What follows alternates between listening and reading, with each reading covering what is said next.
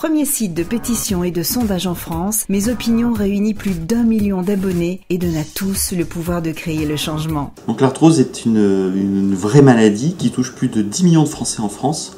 Une maladie qui entraîne essentiellement des douleurs, puisque l'arthrose est une destruction active du cartilage. Le cartilage, c'est la structure qui recouvre les os, qui permet, dans une articulation, d'amortir les chocs et qu'un os puisse bouger par rapport à un autre. Donc c'est une maladie qui entraîne donc des douleurs et une gêne fonctionnelle importante, des craquements, une gêne dans la vie quotidienne. Au niveau des traitements médicamenteux, c'est les traitements antidouleurs, donc le paracétamol par exemple. En deuxième lieu viennent les anti-inflammatoires non stéroïdiens. Ce sont donc des traitements qui sont à la fois anti-inflammatoires et antalgiques, donc traitement de la douleur. C'est des médicaments qu'on doit utiliser le moins longtemps possible et sur des périodes courtes et des petites doses. Pourquoi? Parce que ces traitements, c'est des traitements qui ont des effets secondaires importants.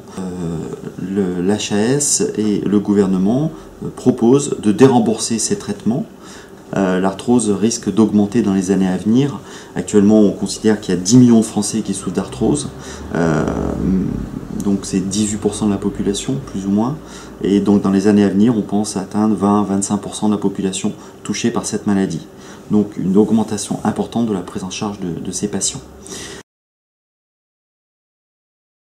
Donc si on nous enlève les traitements de fond, les antiarthrosiques symptomatiques d'action lente, la chondroïtine, la glucosamine, les insaponifiables de soja et d'avocat, si on nous enlève la viscosupplémentation, eh bien on accentue encore la non prise en charge de l'arthrose en France. Parce que si on n'arrive plus à les viscosupplémenter à cause de ce déremboursement, les patients vont se retourner vers les anti-inflammatoires, voire éventuellement les morphiniques, qui ne sont pas toujours anodins chez les personnes âgées notamment. Il va y avoir donc la médecine à deux vitesses, ceux qui auront les moyens vont continuer à se traiter, clairement, les autres, je ne sais pas. Il y a pas mal d'études qui montrent que faire une viscosupplémentation retarde la mise en place d'une prothèse.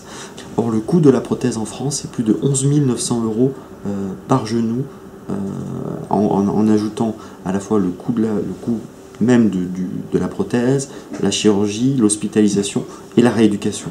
Donc c'est un surcoût net, et que cette épidémie de prothèses qui risque d'être posée dans les années à venir, si on dérembourse la viscosupplémentation, sera un surcoût très net à moyen terme pour la solidarité nationale. Donc grosso modo, si on dérembourse, soit on va diminuer les coûts à court terme pour l'assurance maladie, mais à moyen terme, nous on prédit une explosion des coûts de prise en charge liés à toutes ces complications, augmentation du nombre de prothèses, etc. Donc nous on se bat, c'est important de maintenir ce remboursement pour nos patients arthrosiques, pour les Français souffrant d'arthrose actuellement.